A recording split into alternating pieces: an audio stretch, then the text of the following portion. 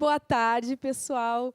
A nossa temática hoje é sobre os fatores de desintegração da personalidade.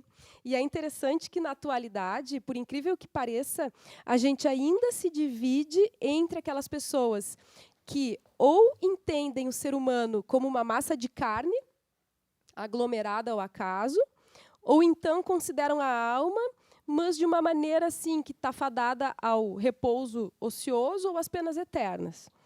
A gente tem ainda aquela divisão entre aquelas pessoas que consideram o mundo como um local totalmente de busca pelos prazeres imediatos, ainda que com a inevitável presença do sofrimento, e aqueles que veem o mundo como um vale de lágrimas.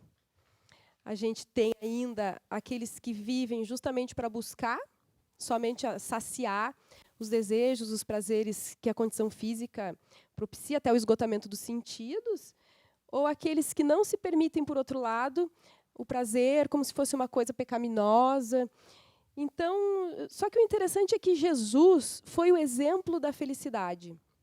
Ele amava a natureza, amava as coisas simples, os trabalhos simples, não condenava as condições terrenas, mas também não exaltava. Ele ensinava a utilizar elas, respeitando-as, e com elas podendo oferecer e gerar alegria para todos. Então, ele propunha viver as coisas no mundo sem pertencer ao mundo, assinalando as metas mais elevadas. Jesus era feliz no meio de todos nós, miseráveis. Ele não era infeliz. Ele colocava, eu vos trago boas novas de alegrias. Mas parece que nós, espíritas, muitas vezes não nos damos conta de que a mensagem é que a gente se alegre. A morte não existe.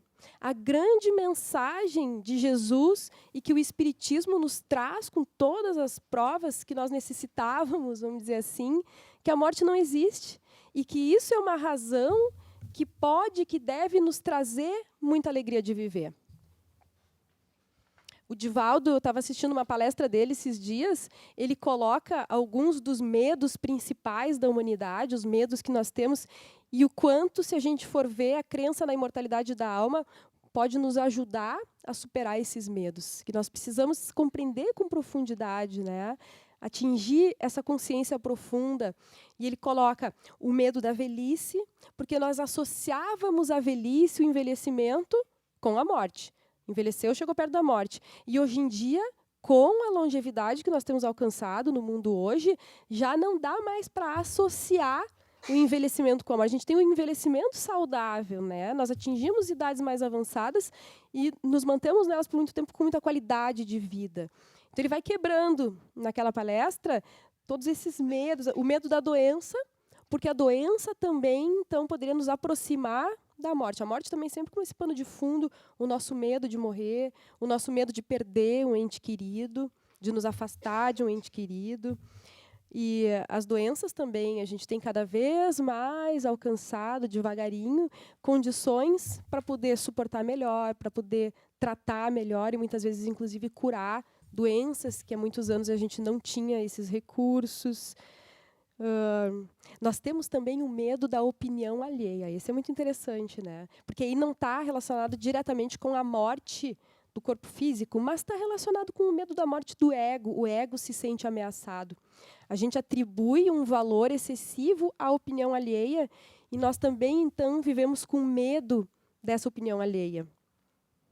Ainda que a gente atribua esse valor, Então, a crença na imortalidade da alma, nos ajudando a nos libertar desses medos, dessas dificuldades.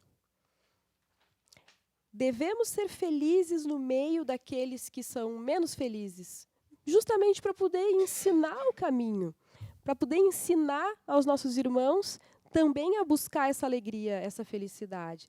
Trabalhar pela nossa felicidade onde estejamos. A gente tem uma crença que nós herdamos assim de encarnações, muitas encarnações de lá para cá, como se nós precisássemos sofrer para evoluir. É diferente de nós nos resignarmos às dificuldades, aos desafios que se apresentam. Quando a gente passa por um desafio, então, muitas vezes a gente entende da seguinte maneira: é o meu karma, eu preciso passar por isso, e eu preciso sofrer por isso. A gente entra num ciclo masoquista de ficar preso àquilo como se, ficando preso àquilo, nós estivéssemos resignados e extraindo o aprendizado que aquela condição nos coloca. E acabamos por não utilizar dos recursos que nós temos para enfrentar o desafio, para superar o desafio, para extrair aquilo que o desafio está nos propondo nessa vida. Algumas vezes a gente não vai conseguir, nós temos situações que são expiatórias, né? Nós ainda não temos, por exemplo, como, sei lá, implantar alguns membros do corpo de modo artificial. Às vezes, se a gente vem sem uma parte do corpo físico, vai ter que passar aquela encarnação dessa maneira. Ainda não temos como colocar alguns membros de robô no nosso corpo físico. Outros até dá, né? A gente tem próteses de perna, de braço, de mãos que já se movimentam. Algumas coisas que a ciência ainda não nos oferece, nós temos que aceitar e lidar com aquilo. Mas outras condições que são perfeitamente possíveis de serem modificadas, nós nos acomodamos. E não nos permitimos ser felizes porque nós estamos presos a uma crença masoquista de que nós precisamos sofrer. Então, a gente não se permite ser feliz. E o que a Joana de Ângeles nos traz, lembrando o ensinamento de Jesus e trazendo, muitas vezes, porque ela tem uma ligação muito forte com Francisco de Assis, que é uma pessoa que tem muito essa característica de valorizar todas as coisas simples da natureza e de encontrar alegria nessas coisas, o quanto é importante e o quanto é um dever nosso trabalhar pela nossa felicidade e poder também nos colocar como uma chama viva que irradia isso aos nossos irmãos. Isso é muito importante.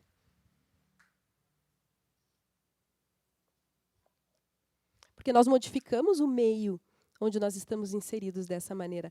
O Gandhi tem uma colocação interessantíssima, que ele diz que uma pessoa que é uma pessoa de paz consegue mudar a estrutura do grupo da casa onde essa pessoa mora.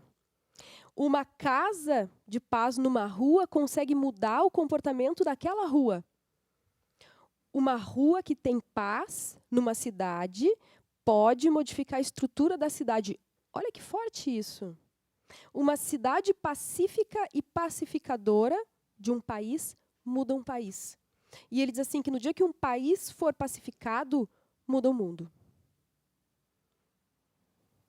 O quanto nós nos permitirmos ser alegres, ser felizes, buscar isso na nossa vida e ofertar isso aos nossos semelhantes, também ajuda na construção de um mundo que é o que nós queremos, que é o que nós buscamos. Não é através do sofrimento. A gente precisa do sofrimento, muitas vezes, para nos despertar para a realidade. Mas a gente pode fazer esse outro caminho também, através do amor. A gente estuda tanto isso, assim, mas como é preciso a gente ir destrinchando para que nós possamos pegar a profundidade disso e associar as nossas questões íntimas do nosso dia a dia. Porque o desafio é poder trabalhar em nós isso que a gente traz, isso que a gente prega no Espiritismo, para que nós possamos construir isso dentro de nós mesmos e no pequeno meio onde nós estamos inseridos, na nossa família, na nossa casa, no nosso dia a dia, porque é aí que se encontram os desafios mais difíceis. Poder construir dentro do lar um lar pacificado, porque os conflitos existem, eles são inclusive necessários, mas a gente ainda está desenvolvendo uma maneira de poder discutir ideias, poder respeitar uma opinião diferente, um jeito diferente de viver e poder conviver com isso em paz dentro do nosso lar, com pessoas que pensam completamente diferente de nós. E esse é o exercício. Então, a primeira mensagem, que os textos que a gente vem então estudando para essa temática, é a questão da alegria, de lembrar que não existe, e poder contagiar os nossos irmãos com isso. A gente sabe que os tormentos humanos procedem, todos os tormentos humanos, da consciência de culpa, que de alguma maneira a gente traz herança do nosso passado espiritual. As ações nossas do passado que ressurgem em forma de efeitos saudáveis ou de aflições que a gente tem que enfrentar na nossa vida. Da mesma forma, a gente vai criando essas condições para daqui para frente, para nossas existências e para a nossa existência atual.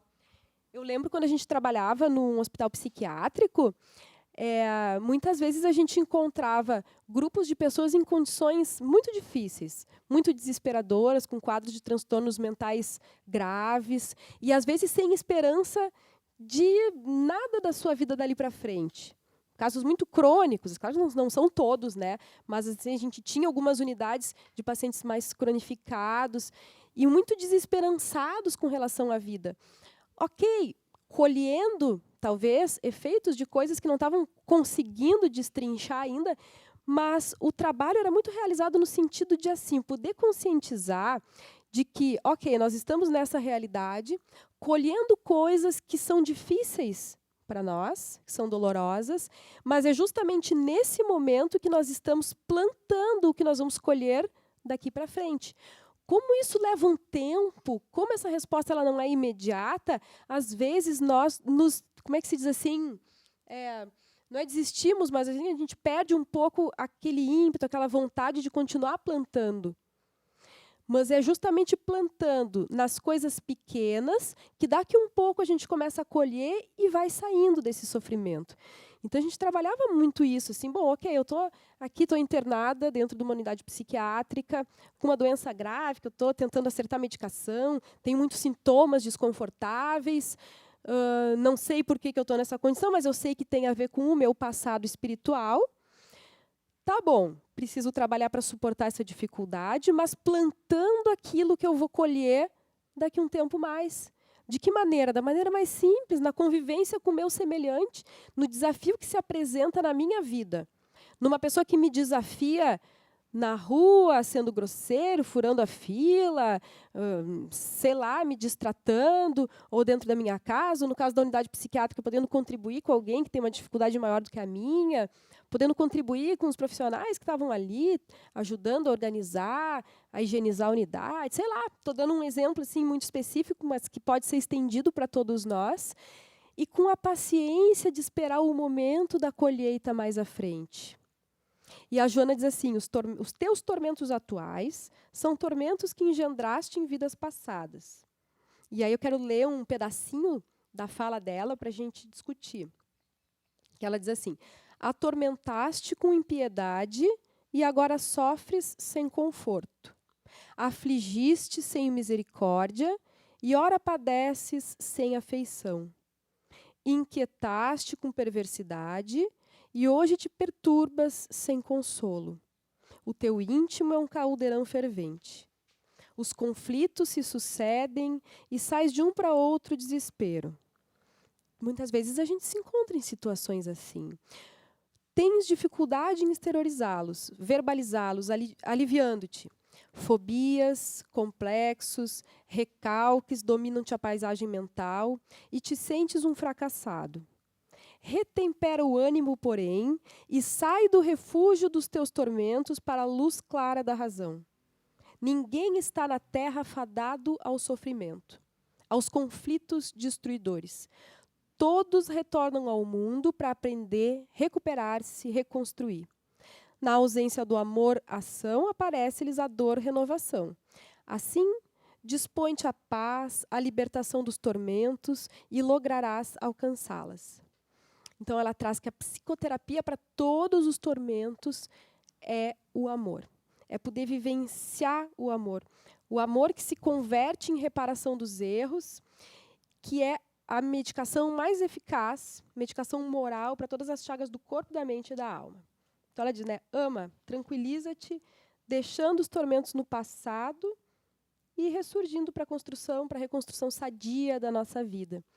Não sei, eu acho que assim, quando a gente se encontra em momentos de muita dor, ler essas palavras é de um consolo muito grande. Mas eu quero, então, antes de dar continuidade, deixar a palavra um pouquinho com vocês, para ver o que vocês pensam, se isso faz trazer alguma recordação, alguma lembrança, alguma colocação. A turma gostaria de dizer alguma coisa? Enquanto tu estava falando, fui me lembrando do filme A Casa Monstro. É um desenho. É um filme infantil e é uma casa onde tinha uma pessoa que muitas mágoas. E a casa ficou mal assombrada, né? É muito interessante o filme, porque traz isso, assim. E como a gente tem uma tendência de achar que a gente vai resolver as coisas dos outros.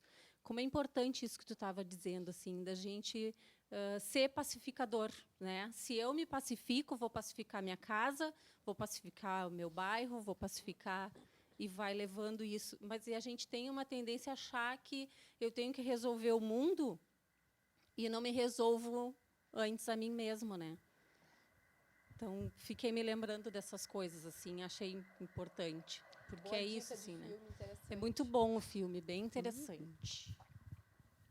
Porque a gente contagia, quando a gente consegue mudar nós mesmos, a gente contagia. Quando a gente fica tentando mudar os outros, além de não conseguir, porque a gente não tem esse poder todo, a gente se perturba porque a gente sai do nosso centro. E quando a gente trabalha pela nossa pacificação, é impressionante o quanto isso vai contagiando quem está à volta. A gente vê muito isso em consultório, nas psicoterapias, porque o paciente vai se melhorando, vai se modificando, vai se libertando um pouco daqueles conflitos, daqueles complexos, e as pessoas à volta, inicialmente, provocam um certo rechaço. Assim, ó, fulano começou a terapia, está pior. Mas depois, a gente ouve muito isso, mas depois o que a gente vê é uma harmonização do grupo. Né? Aquilo vai se estendendo às pessoas que convivem. Isso é muito interessante. Michele, achei interessante isso que tu disse, porque eu estava pensando mais ou menos por aí, porque eu estava pensando assim, porque quando tu falaste da harmonização da família, né? Eu acho que uma coisa é a harmonização quando ela vem realmente de dentro, e não a negação, né? Porque, por vezes, a harmonização não é uma harmonização, é só tu tá negando o teu sentimento e fazer de conta que está tudo bem, e internamente tu é uma panela de pressão. Né? Outra coisa é tu poder assumir aquilo que tu está sentindo, e também o que a colega falou, assim, tu está querendo resolver o mundo, não, tem que resolver tu. E algumas vezes, pacificar é exatamente tu poder falar como é que tu está te sentindo.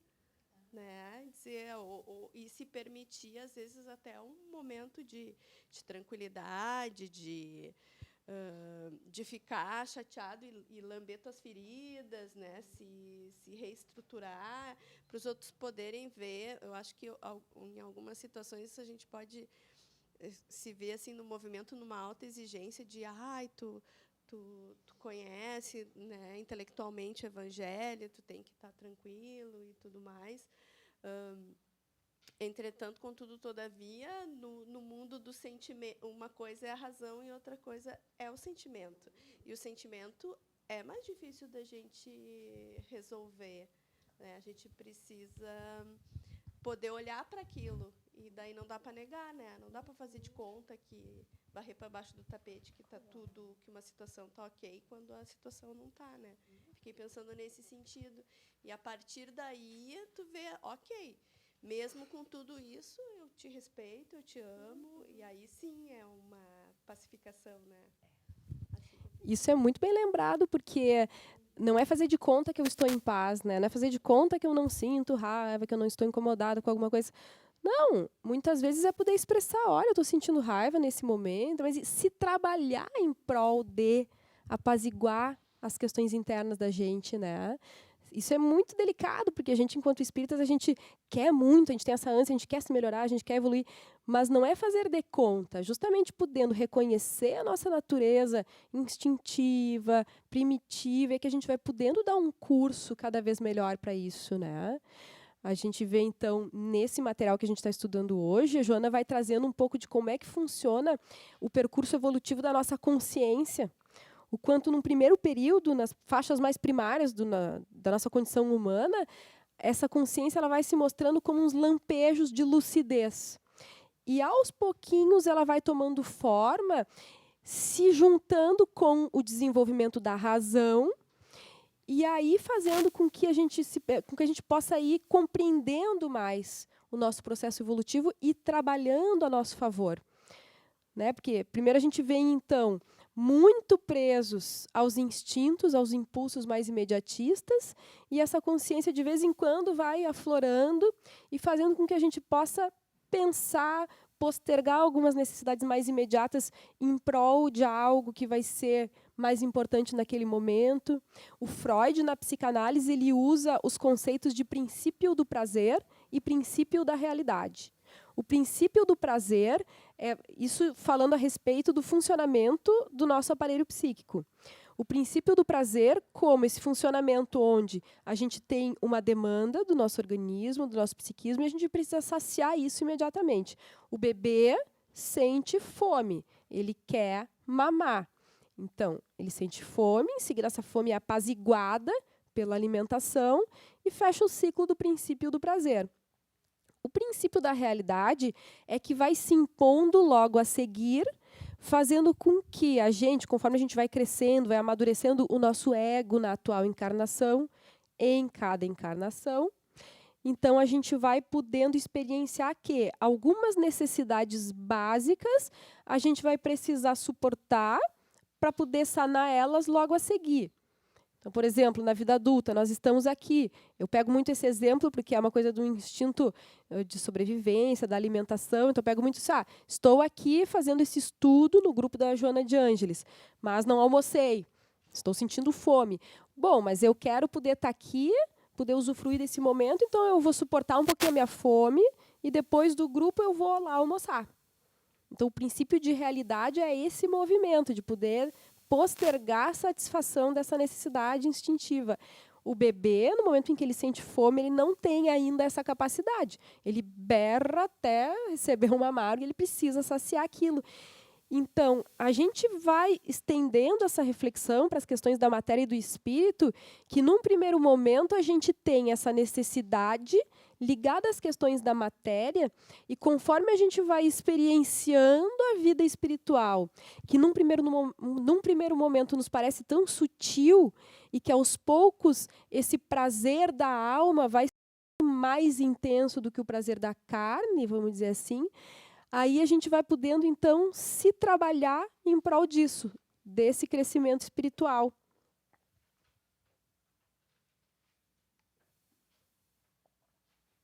Os conflitos que decorrem desse exercício é a nossa consciência amadurecendo, é a nossa consciência aparecendo.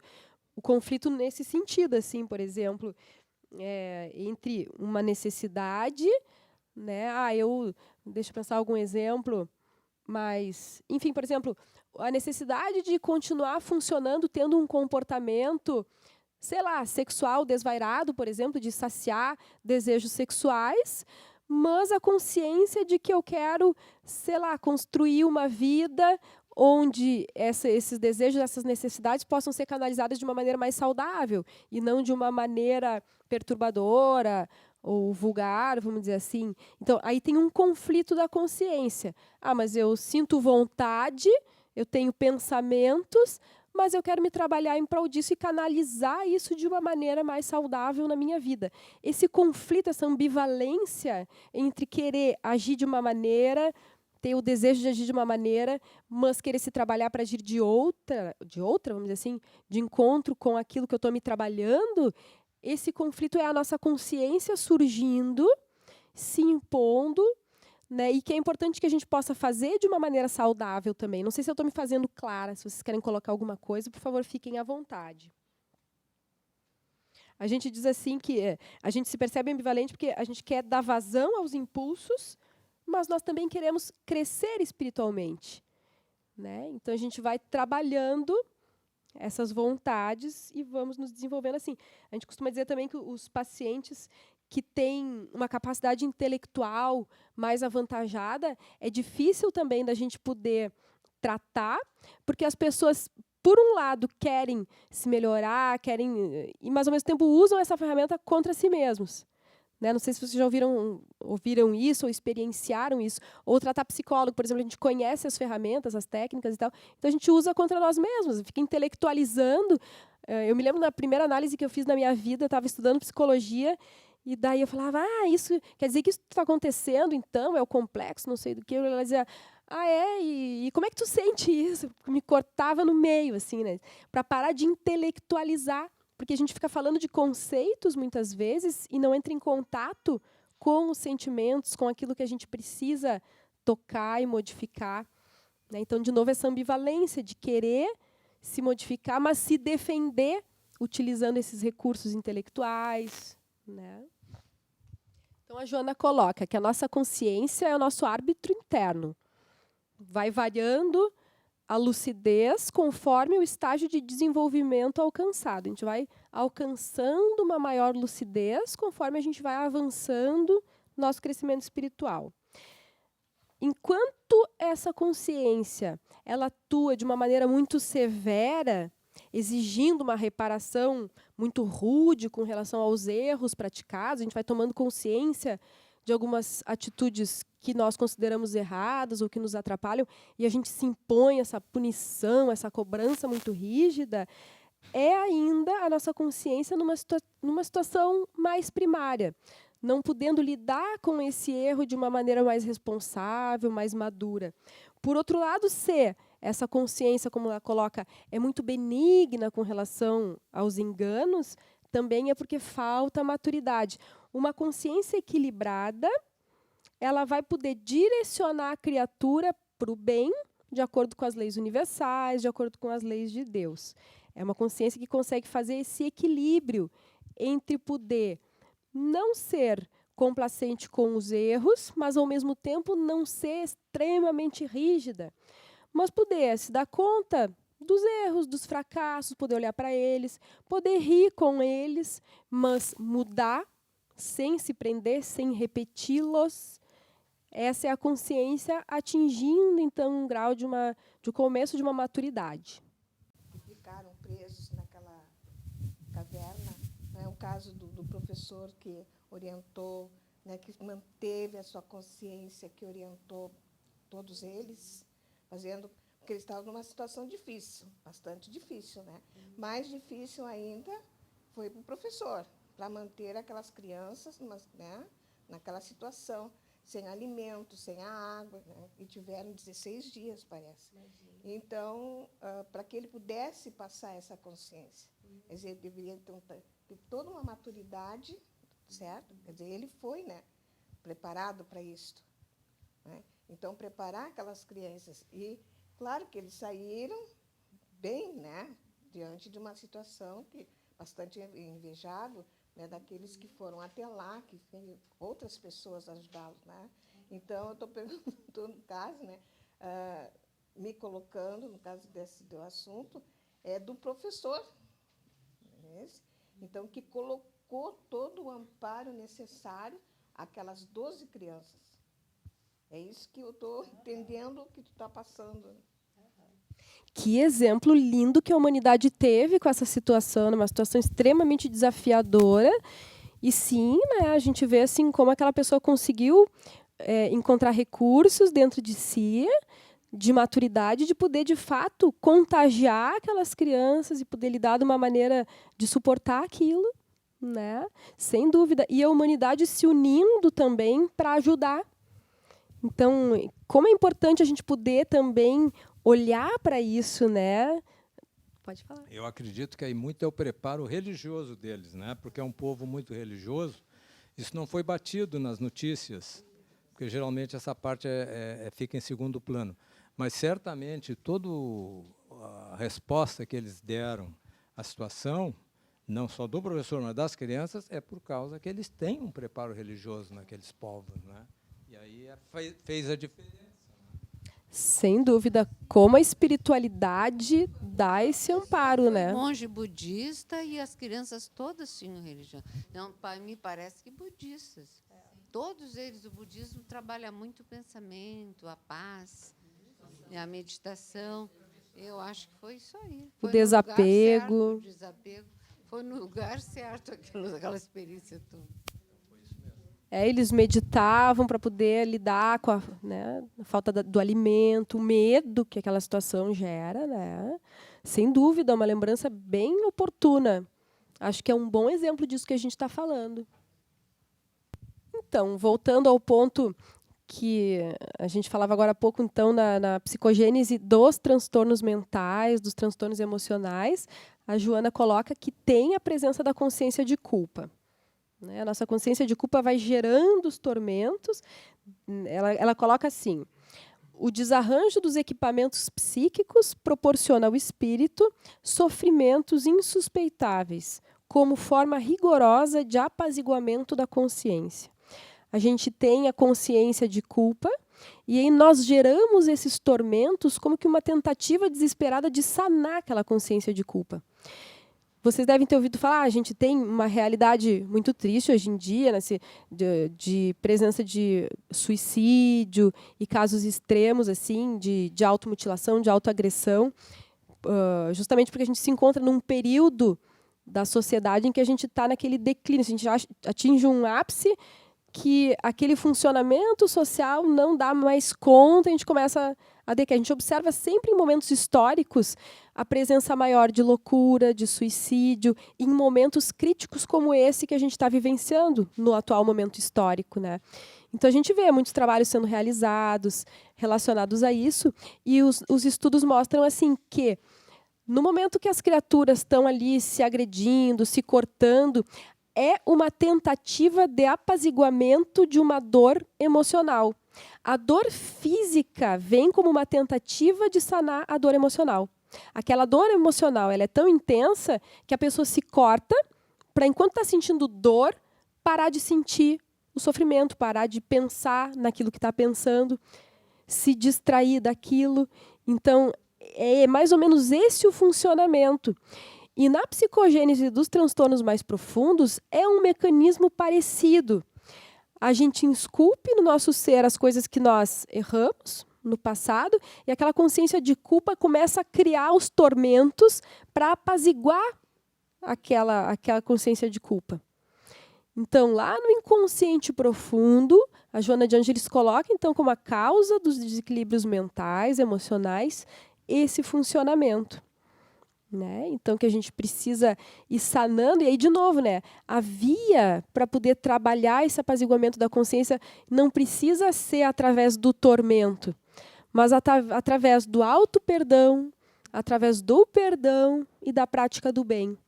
A gente vai reconstruindo essas estruturas danificadas do ponto de vista psíquico e vai sanando esses problemas. Profundo isso, né? Ela coloca aqui, né, as ações infelizes que a justiça humana não alcança, a consciência, que sabe, desarticula os complexos mecanismos da razão em desequilíbrio, que somente a dor expungitiva vai recompor. E aí a gente vê, não só nos quadros das alienações mentais, mas também nos quadros obsessivos, a presença da consciência de culpa, lá no fundo, que também abre campo para essas relações espirituais tormentosas, né?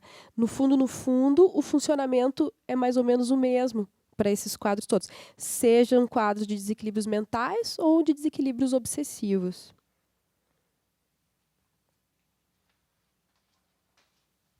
Como manter o equilíbrio frente a isso, diz ela?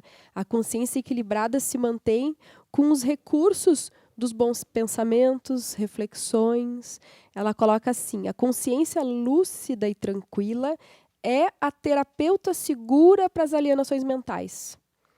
Então, todo paciente que busca a saúde deve se ocupar com o trabalho hercúleo de pacificar-se. Pacificar-se. Usando a oração, a meditação, o autoconhecimento, as ações enobrecedoras, para poder ir de encontro com uma consciência de paz, responsável pelas conquistas do progresso. Quem já passou pela dor emocional, pela consciência de culpa, sabe o quanto a melhor coisa do mundo é dormir com a consciência tranquila. Poder deitar a cabeça no travesseiro com a consciência apaziguada.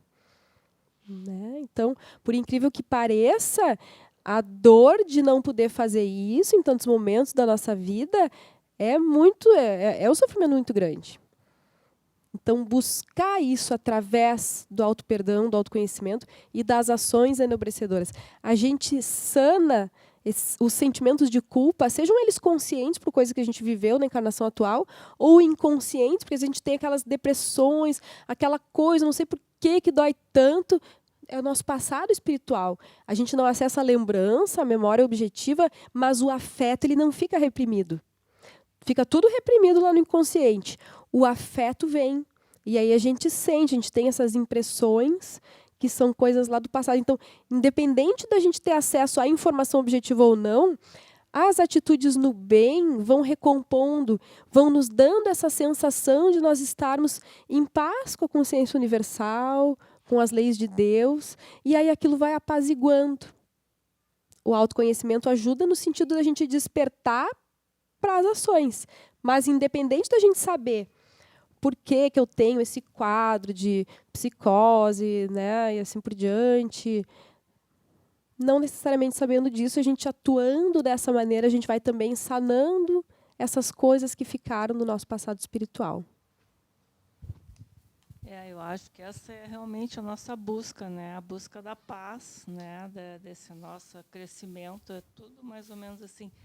E eu vejo assim, que eu acho que a maior caridade que a gente pode fazer com outro ser humano é estarmos em paz e sermos uma presença de luz, né? Porque se a gente for e cada um começar a ser, né, isso vai assim ficando. E também tem a outra questão que a gente estava falando de, né, curar, fazer curas. Quer dizer, uma pequena porcentagem da população, se fizer uma meditação, uns 10%, ele pode mudar muitas coisas, né? Aconteceu em Nova York. Esse caso dos meninos, com certeza, é como tu falou, isso aí para mim é uma coisa mundial, é um recado, que nem foi os mineiros lá do Chile aquela vez, né? Então, assim, toda essa emanação, é claro que teve a física, tudo, mas o planeta inteiro, com essa comunicação que a gente consegue ter, foi que permitiu. Então, foi uma cura planetária isso, né? Que coisa boa isso, né?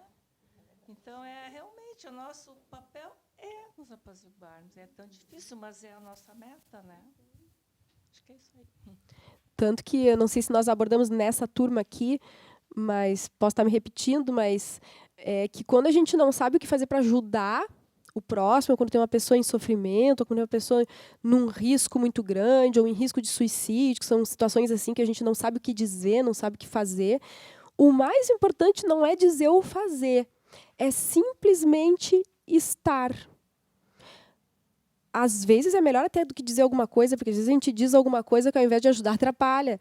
Então, eu apenas estou aqui contigo, vou estar aqui contigo, mesmo que tenha que ir para o inferno junto contigo, estou aqui do teu lado. Isso é uma coisa extremamente apaziguadora. E a gente precisa estar em paz para fazer isso, minimamente. Todos nós temos conflitos e tormentos e não somos perfeitos, né? Tive uma experiência, não faz 15 dias, mais ou menos, mas foi exatamente o contrário. Foi um senhor que chegou na sessão, desesperado que o filho tinha se suicidado. Chorava muito. E eu ali não sabia como é que eu doutrinava, fazer o quê. Num caso de desespero, dizer que Deus é bom, Deus sabe, porque Deus quer, eu acho que piora ainda a situação. E eu comecei a rezar o que eu ia fazer. Me lembrei de um caso do Chico Xavier, que há anos eu tinha lido, falou logo que ele morreu, aqueles casos que saíram do Chico, a vida dele, aquelas coisas, que uma mãe foi desesperada que a filha tinha morrido, e ele também, acho que não sabia o que dizer, levantou, foi lá, se abraçou nela e chorou junto. E eu me lembrei daquilo ali. Daí eu, da Pala Santos, falei, meu irmão, nós te consideramos irmão, nos considera teus irmãos também. E aí se fala, desabafa, porque ele trancava. Daí respirou fundo, fungou mais um pouco, daí ele falou normal. Foi o contrário que deu. Daí ele saiu caminhando normalmente, que eu achei que não ia dar, mas daí ele conseguiu. Quer dizer que, na hora, os espíritos nos ajudam muito. Como é que eu fui me lembrar desse caso que há anos eu tinha lido, né? Mas eu fiquei aflita. Eu quis transmitir paz, mas, no primeiro momento, eu fiquei muito aflita. E daí tive orientação. Mas eu não entendo como o contrário. Na verdade, tu está exemplificando exatamente isso. Porque a gente tem a nossa dor. E a gente ainda não vai conseguir estar completamente apaziguada com ela, e a gente não precisa esperar isso para estar ajudando o próximo. Mas é exatamente aquilo, eu não sei o que dizer, eu não tenho o que oferecer de diferente disso, eu apenas estou. E foi o que tu fizesse, tu apenas estava... Meu irmão, estamos aqui contigo, fala, porque nessas horas a pessoa não precisa falar, ela não precisa ouvir, desculpe, ela não precisa ouvir, Ela precisa falar. Porque vocês não imaginam o quanto é difícil ter alguém que escute. E poder falar numa dor dessas, seja a pessoa que está querendo se matar, vamos dizer assim, poder falar disso, dessa dor, desse desespero. Eu quero, mas por que eu estou com esse sentimento? Ninguém está disponível para ouvir. Ou isso, né, um filho meu se suicidou. Ninguém está disponível para ouvir. É doloroso? Então, poder estar ali ouvindo inteiro, junto, se abraçando junto e chorando que seja... Eu não me abracei no homem, mas agora... mas ele se sentiu melhor. Mas foi um eu sei. abraço, foi um abraço energético, emocional, com Mas eu acho que ela certeza. meio que se Pegar o microfone. culpando. Não, mas neste caso, ela estava dentro de um trabalho, dentro da sessão. Então, ela automaticamente ela lembrou, porque o mentor espiritual que estava ali acionou. Claro, E ela tá foi intuída. Então, ele não recebeu um abraço, ele recebeu vários abraços. Que ela, no momento em que ela disse, né, os irmãos, né, estamos aqui, irmãos, irmandade. Então, o que aconteceu ali? Um grupo, né, espiritual, né, da própria casa, da própria entidade que estava ali, abraçou, porque levou-o até lá para receber este abraço. Com certeza. Tá? Então, ela disse, eu não lembrei o que eu ia fazer, dar o abraço, não. Mas ela automaticamente, né, dentro da espiritualidade, já o deu. E ele saiu feliz, né, como ela diz, né? O desabafo. Não, Feliz ele Aliviado. não saiu, mas eu acho que ele conseguiu. Pelo menos naquele momento aliviado, né? Porque nós, as pessoas em geral, não estão disponíveis para ouvir o choro, para ouvir o desabafo. A gente quer tanto intervir, muitas vezes, que a gente interrompe. E o que a pessoa precisa fazer, às vezes, é chorar e ter um colo. Ele precisa de colo. Vai dizer o quê numa hora Eu me dessas? surpreendi que foi o É contrário, acolher. daí que ele refungou um pouco e parou, e daí Claro. falou alguma coisa. Foi engraçado.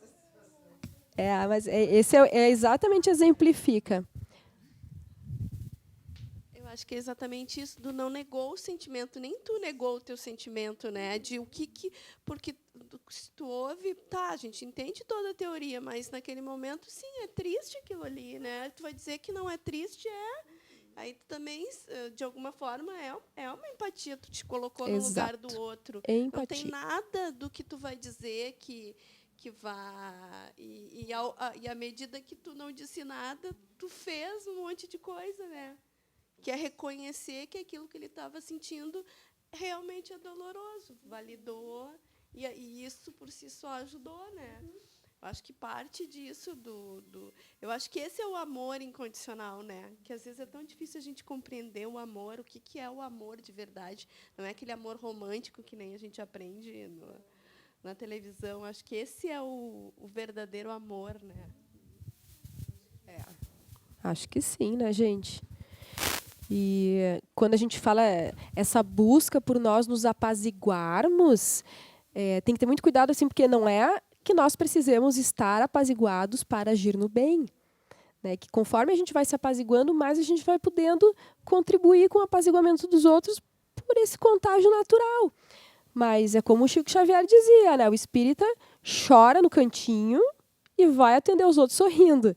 Então, a gente vai continuar chorando no cantinho, por muito tempo ainda, porque nós temos as nossas dores. Mas esse trabalho de pacificação vai trazendo frutos muito interessantes, muito importantes, né? E então, ainda temos mais um tempinho para conversar.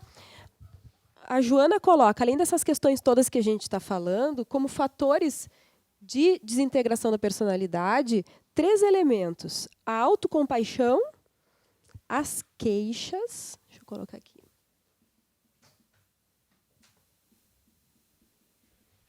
Autocompaixão, né, ou autopiedade.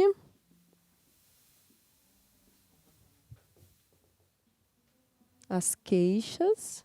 E o comportamento excêntrico, como é? E o comportamento exótico.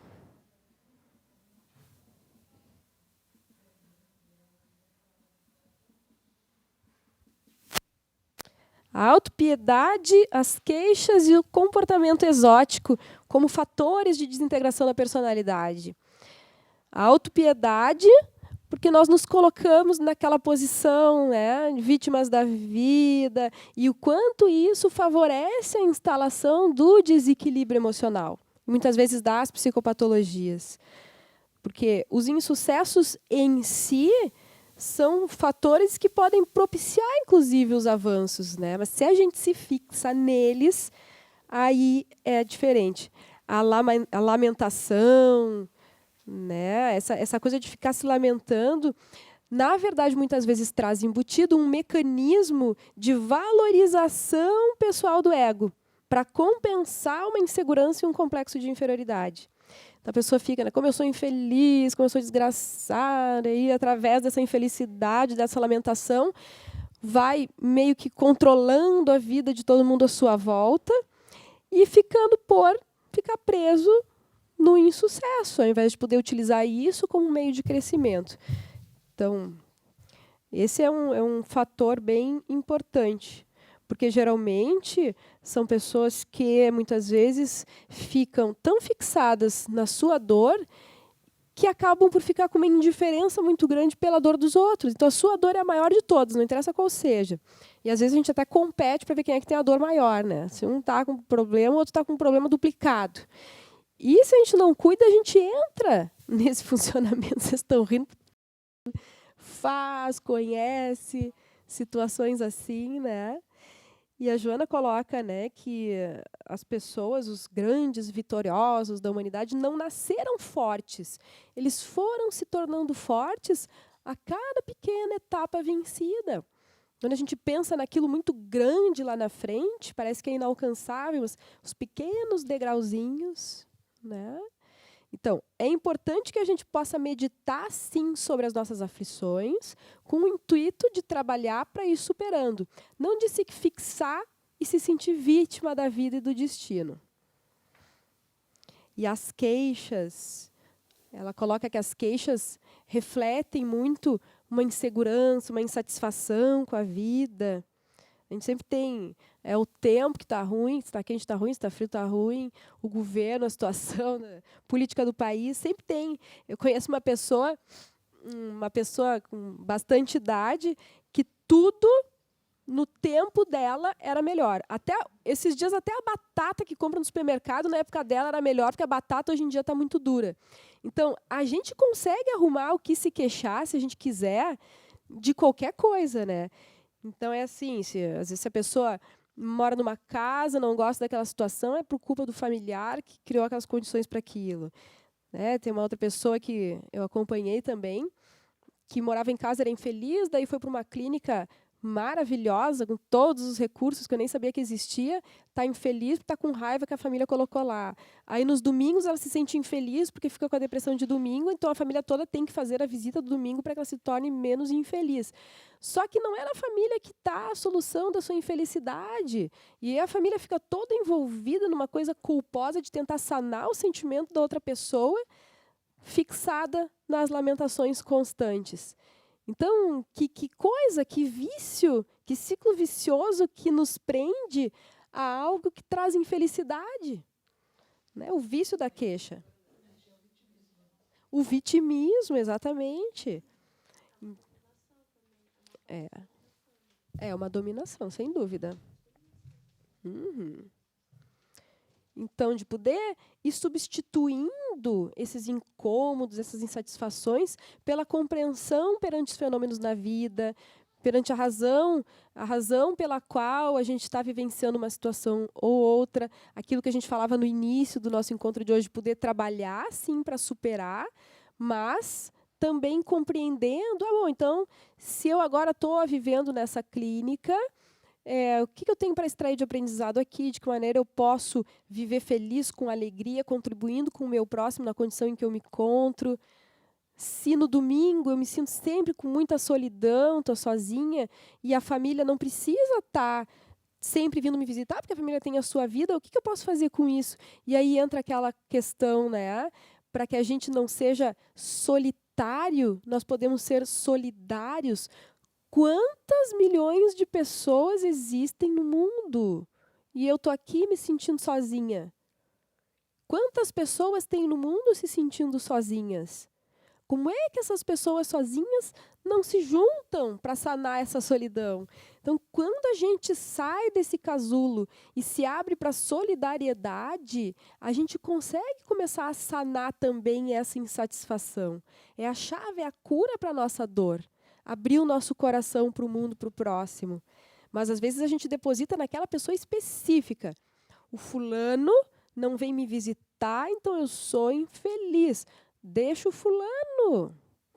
Né? Se ocupa com outras coisas, outras atividades, outras pessoas que também estão precisando de atenção. Às vezes, as mãezinhas que perderam os filhos, mas que então podem dedicar o seu amor aos filhos alheios, aos filhos do mundo. Ou os filhos que perderam os pais, mas que podem dedicar o seu amor a tantos pais que não têm, ou a tantas pessoas que não têm esse afeto. Então, a gente esquece da família universal. Né? E, por fim, a questão do comportamento exótico como uma necessidade de compensar tormentos íntimos. Então, aquele comportamento que precisa chocar, a dificuldade, muitas vezes, da pessoa ser uma pessoa comum, de poder ser simples como os outros, né? Manifestação também de conflitos internos. Talvez esses 3 itens a gente precise ainda de um tempinho maior para poder aprofundar. A gente pode continuar um pouco na sexta que vem. E aí também começar a entrar no próximo tópico. O que vocês acham? Exploramos um pouco mais isso aqui no próximo encontro e entramos no... Podemos, de repente, começar o tópico seguinte.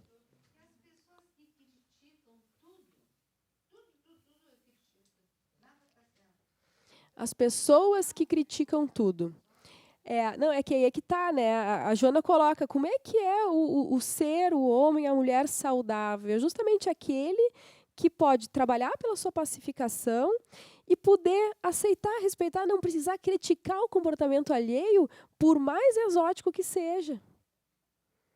Então, que nem um dia me perguntaram assim, tá, mas eu vi uma pessoa com cabelo verde na rua e eu achei feio. Eu não preciso achar bonito. Por que eu não posso achar bonito? É diferente. A gente pode achar bonito, a gente pode achar feio, mas quando aquilo me mobiliza, que eu preciso falar mal, que eu preciso criticar, que aquilo provoca em mim alguma coisa, bom, aí eu tenho que ver o que está mexendo dentro de mim. Por que eu preciso criticar tanto? Daqui um pouco, porque eu estou com inveja da capacidade daquela pessoa de não seguir determinados padrões, sei lá. Né? Lá no fundo, eu adoraria estar com cabelo verde.